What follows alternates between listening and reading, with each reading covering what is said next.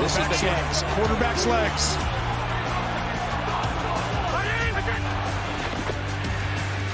Fakes left, now taken off. Gonna run for it, he got it! And there he goes! Inside the 10, the 5. Oh, the play of the year in the NFL!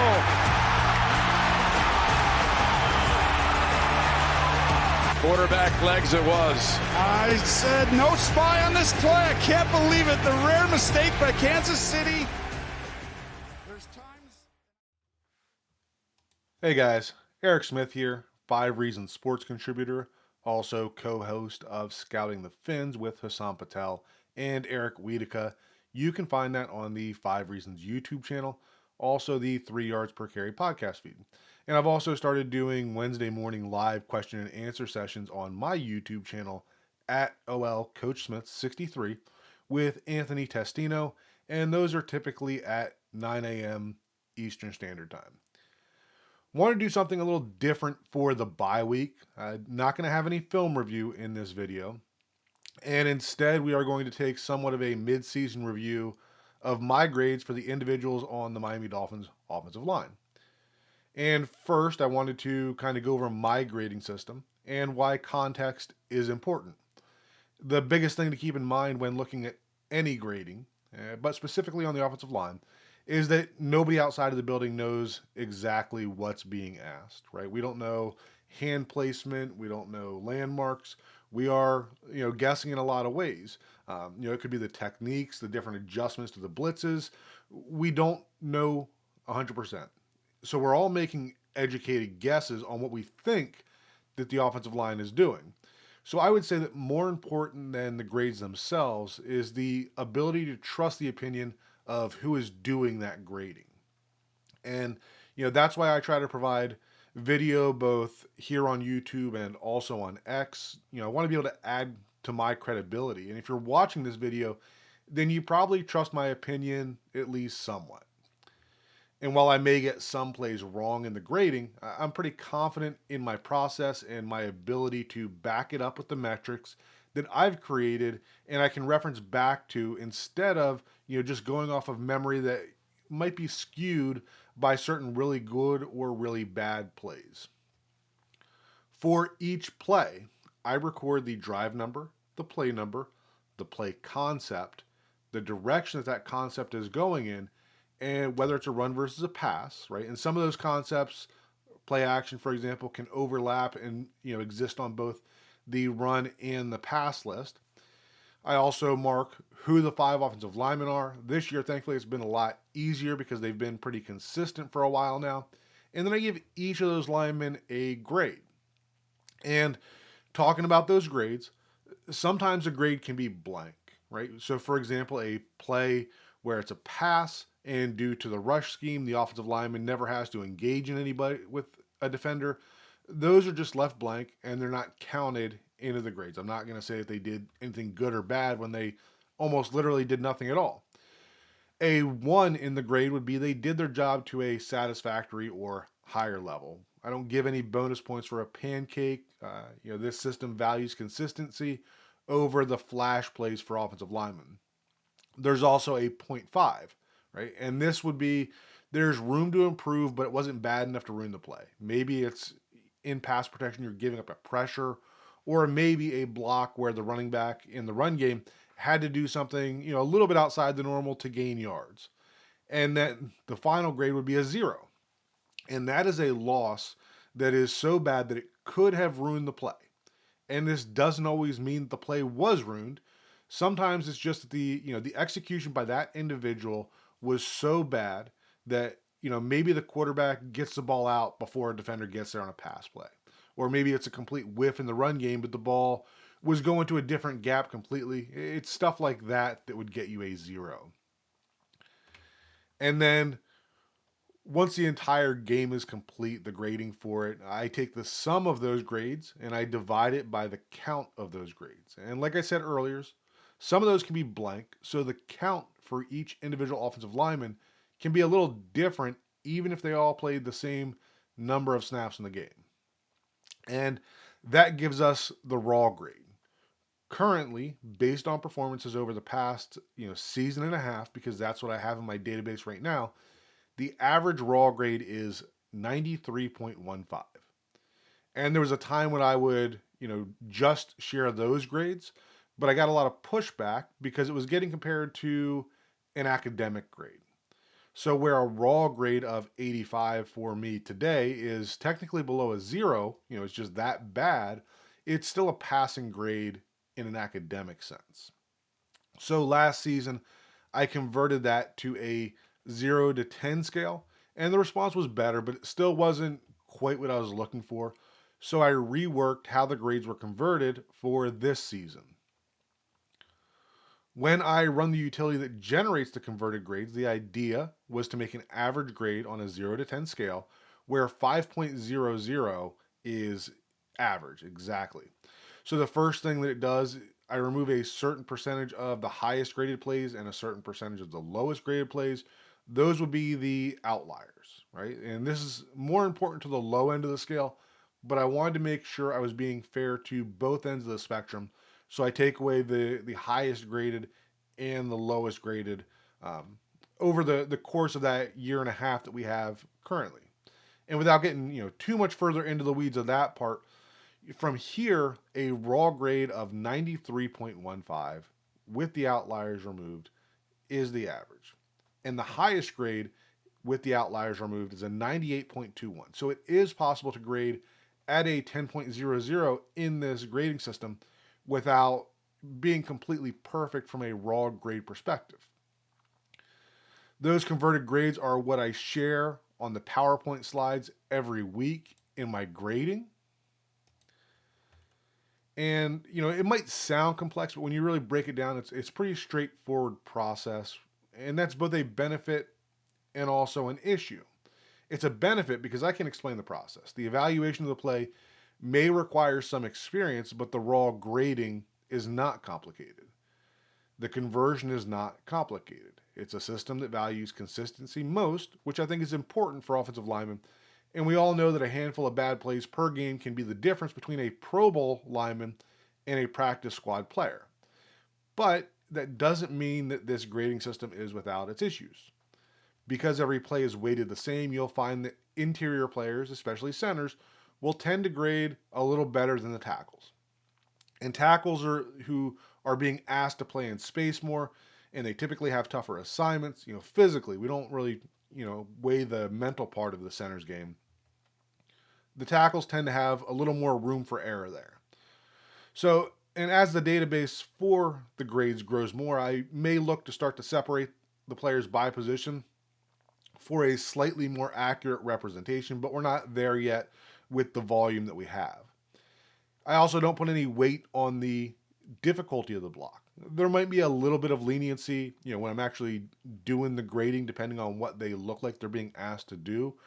But when you look at the grades, you can't tell if a tackle was trying to block a wide 9 on the front side of an outside zone, or a center was just trying to block back on a 1 technique on a run to the outside. Those are two very different blocks. And when you're looking at what they're asked to do, they should be looked at differently, but we just don't have that in this grading system yet. And that's another one that I may look to enhance to some degree in the future, but I also don't want to overcomplicate the grading system to the point where it becomes difficult to defend, because it's easy to say that it's a harder block or an easier block, but it gets more complicated when you start asking how much do you weigh one versus the other. So all that out of the way, you're probably here for how the individuals on this Dolphins offensive line have performed, more than you're here for the background of my grading system. So we are going to start from the inside out. We're going to talk about the center first, Aaron Brewer, and then the guards, Cole Strange and Jonah Savaiinaea. And then we'll finish up with the tackles, Larry Borom and Patrick Paul. The idea here is to share where their grade is overall, where it is in the pass and the run game, and then kind of highlight the areas for each of these players, where they perform better and where they need to improve to give you some stuff to watch as we move forward into the final stretch of this season. All right, first off, let's talk about Aaron Brewer.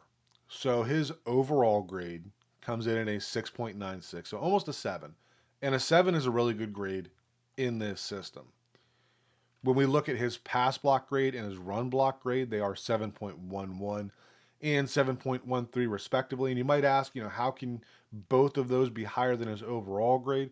Well, you've got penalties that are factored in those grades as well. So you may have a false start, for example, would be a play that is not a run or a pass, but we're still going to ding Aaron Brewer for that, and it can bring his overall grade down a little more.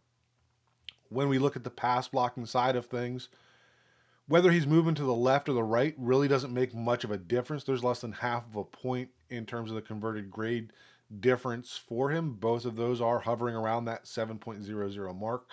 But as we kind of know, shouldn't come as a surprise, Aaron Brewer's a little bit of a smaller center. So when they're asking him to block one-on-one, so this is typically going to be your 5-0 protections where each offensive lineman is responsible for a specific defensive player.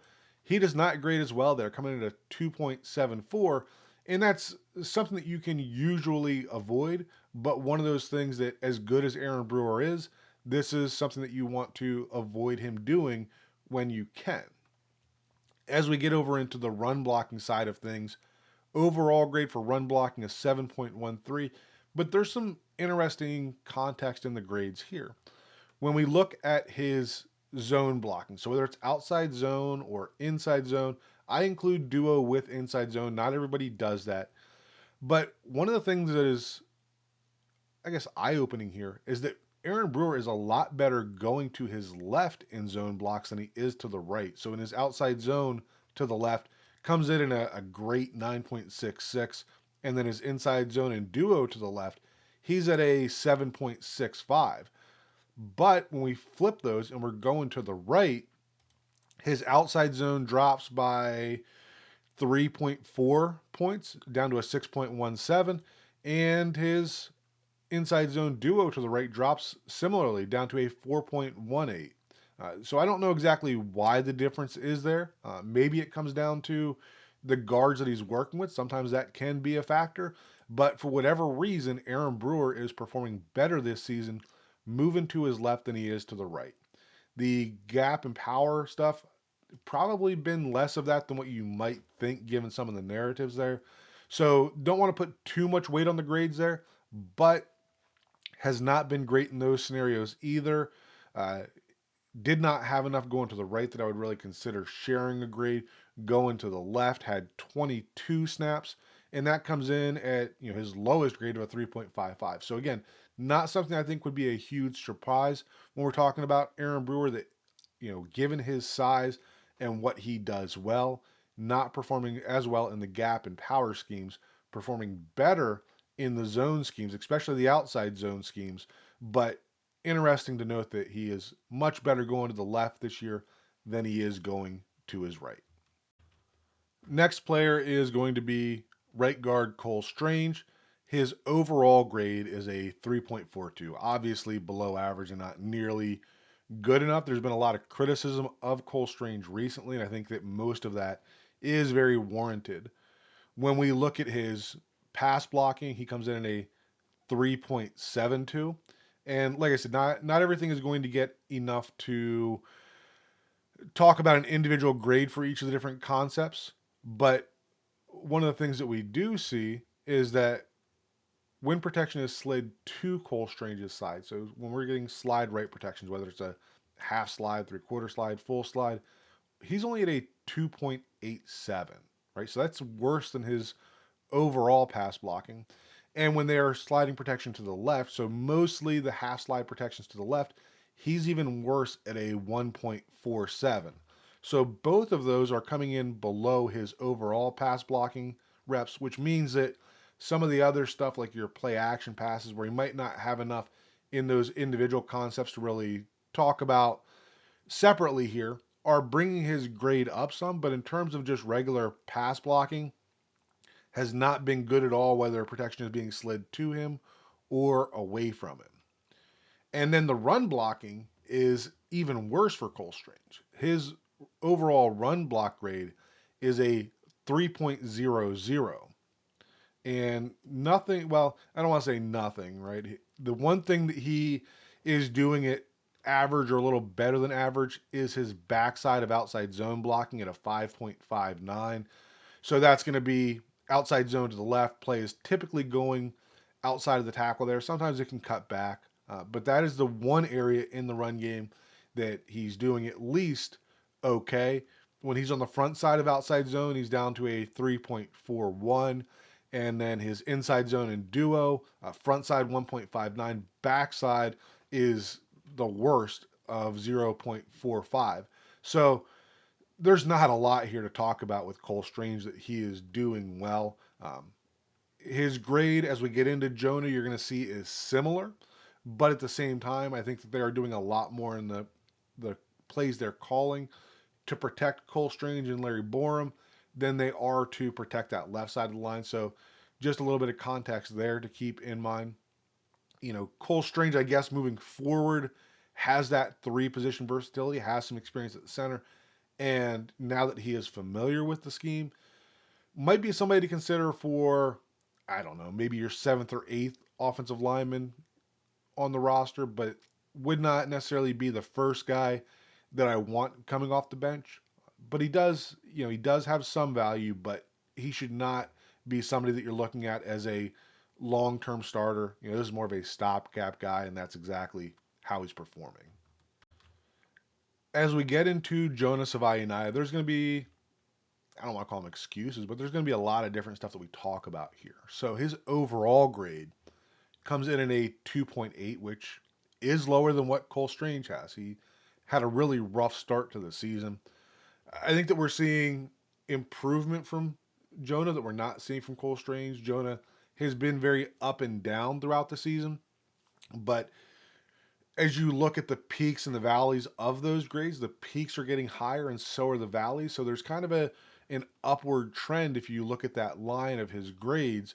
And I think that we're going to continue to see that. Pass blocking comes in again lower than Cole Strange. Jonah is at a 2.61. But again, context here. When there is sliding protection to Jonah's side, he's almost average at a 4.66. And I think that is important because I've said before that without having to cover up for the right side, the Dolphins could have slid a lot more protections to that left side and could have given Jonah the help that they thought that they were going to give him. But due to the issues on the right side, they've had to slide more to that side. And that kind of shows up in the ratio of protections that are slid to their side versus when they're single blocking.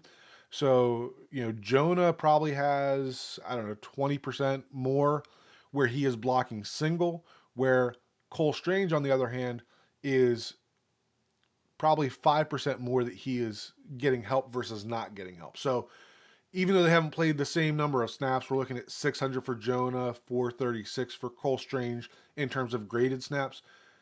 Of those pass plays, Jonah is getting help less often than what Cole Strange is. And that has really hurt Jonah because he comes in at a 0 for his single blocking in pass protection. That's obviously not good. Not going to sit here and defend that. I do think it is getting better. We haven't seen the bad losses over the past couple of weeks that we saw early in the season, but he hasn't done good enough to bring that up into a gradable performance yet overall. But again, if the Dolphins could have slid protection to his side, we wouldn't be having this conversation. Another thing of note is that we've seen Jonah being used pulling in pass protection more often than Cole Strange.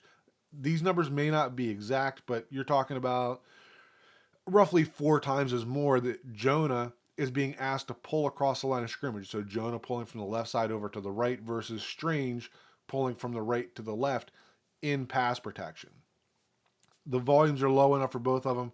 Not going to really go into the individual grades, but just thinking about the play calling and how they have a little more confidence in Jonah despite the lower grade in my system. Still seems like the team is high on Jonah in that sense. Going over to the run blocking side of things, so Jonah is a little bit higher than Cole Strange, coming in a 3.1 for run blocking.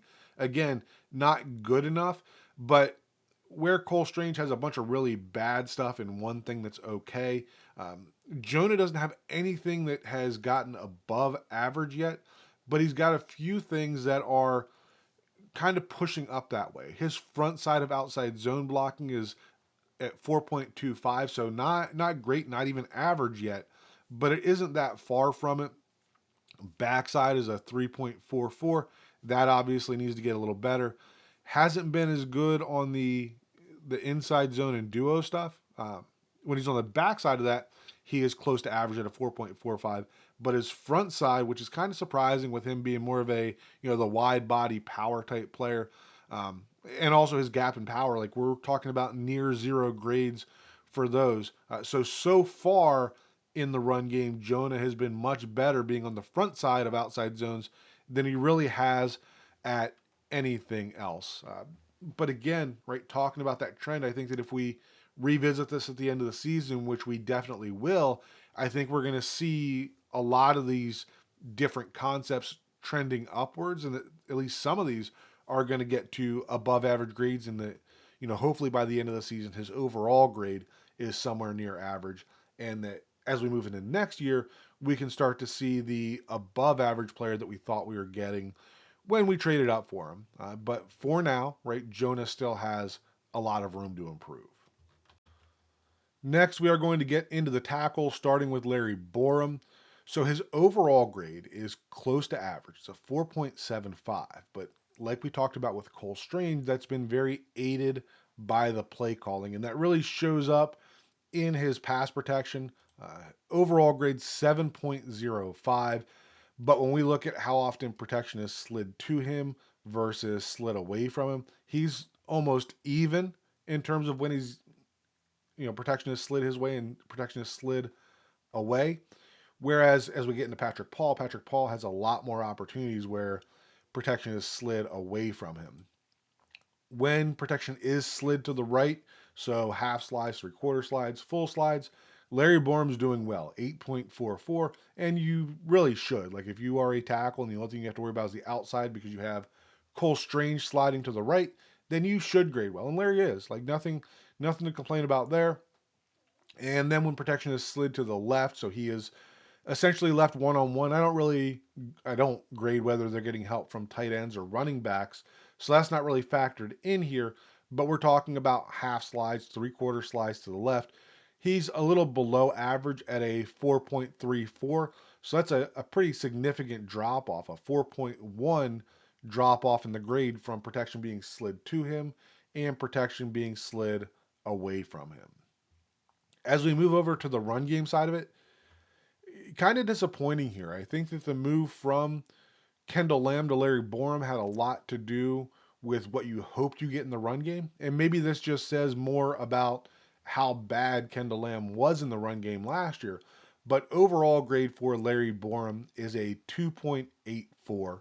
So a good bit below average. The one thing that he has been doing well is playing on the backside of outside zone. Um, so basically usually chasing something down and cutting it off. Front side of outside zone has been very bad for Larry Borom. He's below a zero. It's a 78.57 is his raw grade on the front side of outside zone plays. Inside zone and duo, not great there either. On the front side of it is a 1.56. Backside, a little below average at a 4.81, but not nearly good enough. His gap and power scheme stuff also all the way down to a zero. And then when he's pulling, we've seen them doing this a little more with the crack tosses to his side. So he's been doing it more. I only have 11 of them on the season, but he hasn't been great at it. We're at a 0.61 on those 11 plays. And maybe, as volume increases, we could see that get a little better. All right, that's when you're talking about 11 times doing it, and the raw grade is a 9.5. It doesn't take much to get that a little bit higher, but he has not been good at pretty much anything, right? Like when we're sliding protection to him in pass protection and when he's on the backside of outside zone are the two things that he's doing well, and nothing else is even up to an average offensive lineman. So, Larry Borom, I don't want to say too much bad about him because when you get to an overall grade of a 4.75. That, I think, is what you would hope to get out of your backup swing tackle. But similar to Cole Strange, this is not a guy that you really wanted to have out there for, what's it been now, 8, 9, 10 games, right? This is more of a 2, 3 game stopgap type player. So not blaming it on Larry as much, but would not look forward to him moving forward as a starter in this system. And then that's going to bring us to the finale of Patrick Paul, and probably one of the ones that everybody wanted to hear about the most. So his overall grade of a 6.8 is a little bit lower than Aaron Brewer, but like we talked about at the top of this, the centers tend to grade a little better in this system. If I had to talk about one player that, if there was one lineman that I felt was irreplaceable on this line, it would absolutely be Patrick Paul, even though he has a slightly lower grade. His pass blocking is where he has really been shining. So we talked about earlier about how you can have a perfect grade without a perfect raw grade, right? So that highest grade was a 98.21 to get a 10.0, and his pass blocking is just above that at 98.29. So he has a perfect 10 in overall pass blocking. And most of that, well, not most of it, right? Part of it goes to when protection is slid to his side. He is near perfect. Out of 97 graded plays, he has a raw grade of a 96. So that is good enough to get a perfect grade in pass protection when it slid his way. But like we talked about with Borom, you should be good when you're doing that. Where Patrick Paul has really been shining this year, where he's really making the difference, is when protection is slid away from him and he is essentially, not that he won't get help, right? You can have times that a running back or a tight end helps him out, but this is slide right protection. So half slides, 3/4 slides, we're leaving Patrick Paul on the backside. On 135 snaps with that, he is grading in an 8.48. Right? If you remember with Larry Borom, he was down to a 4.34. So you're talking about him performing twice as good almost as Larry Borom in single pass protection, and as well as Patrick Paul is doing with that is a big reason why the Dolphins can afford to help on the right side. It is coming at the detriment of Jonah Savaiinaea, but if you had Patrick Paul even performing close to average in pass protection, then the performance of this group would be much worse overall. So, great job by Patrick Paul in pass protection.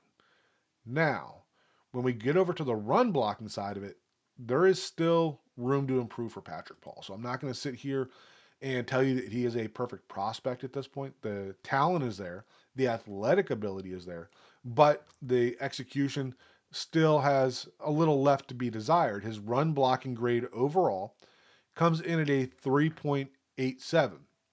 He has been very good at inside zone and duo, averaging out to about a 7.00 when you're talking about front side and back side of inside zone and duo. His outside zone has not been as good. So front side of outside zone on 42 graded plays has a grade of a 1.73. So not nearly good enough for what are asking for a tackle in this Mike McDaniel outside zone heavy offense. Backside, almost average at a 4.99. Again, this is mostly cutoff block, stuff like that. And low volumes, but gap, power, pulling, right, still not nearly good enough. Grading, near a 0 on those, but a lot of that comes down to opportunities. I think that Patrick Paul as a player, the more often that he does this stuff, the better that he is going to get. And he's still a very young player. So if he can continue what he's doing in the pass game and then continue to develop his techniques in the run game, then we're going to be looking at should be a Pro Bowl player this year and going to be creeping up into all pro status here, hopefully in the not too distant future. All right, so this has been a lot of talking for me. I hope you guys are still hanging in there. But that wraps up the sharing of the grades for the 5 offensive linemen. As you can see, our left tackle and center are performing very well. Right tackle, with help, is performing about average, and we're not getting nearly good enough with the two guards.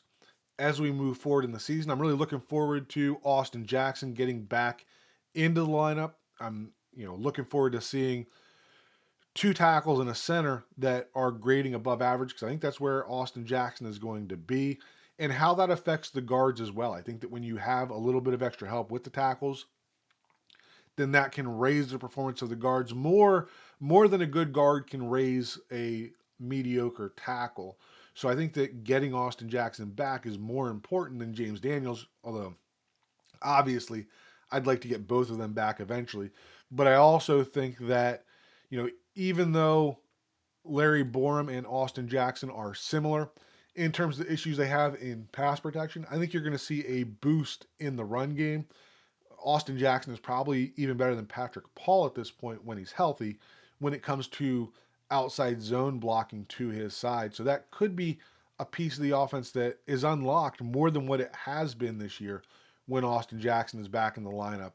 And it'll be interesting to see what they do in terms of pass protection, if they keep feeling like they need to give as much help to the right side, or if they can start to give a little more help to Jonah and let him be a rookie rather than asking him to be the number 3 player on this offensive line ahead of Cole Strange and Larry Borom.